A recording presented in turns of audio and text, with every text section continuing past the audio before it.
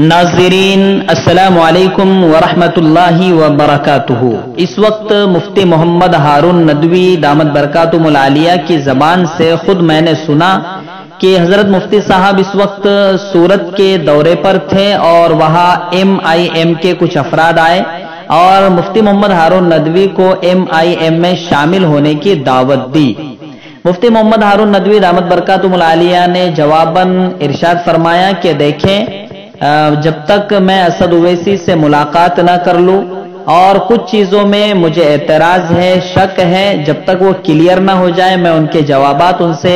حاصل نہ کر لوں، اس وقت تک میں فیصلہ نہیں کر سکتا ہوں۔ یہ مفتی صاحب کا جواب تھا۔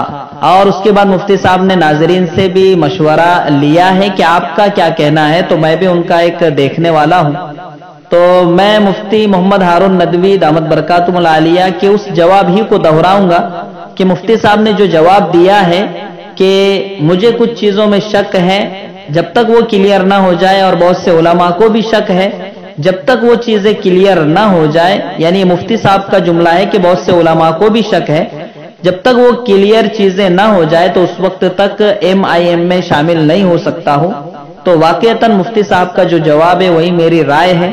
اور بڑے بڑے اکابرین اس وقت ہمارے انڈیا میں موجود ہیں۔ خاص طور سے میں نام لوں گا، سیاسی، سماجی، ہر اعتبار سے مولانا سجاد نعمانی دامت برکاتہم العالیہ جو پیش رہتے ہیں ہر موڑ پر، ہر اعتبار سے، تصوف کا راستہ ہو، مدارس کا راستہ ہو، سماج کے سدھار کا راستہ ہو، ہر طریقے سے الحمدللہ حضرت ایکٹیو ہے۔ تو حضرت مفتی صاحب کو ان سے بھی مشورہ کر لینا چاہیے، اور بھی بڑے بڑے عمائدین ہیں ان سے بھی مشورہ کر لینا چاہیے، اور خود مفتی صاحب تو ماشاءاللہ بہت ہی زیادہ سیاست میں ماہر ہے، ساری چیزیں دیکھ کر ہی مفتی صاحب اس میں شامل ہوں گے، یہی ہم کو امید ہے۔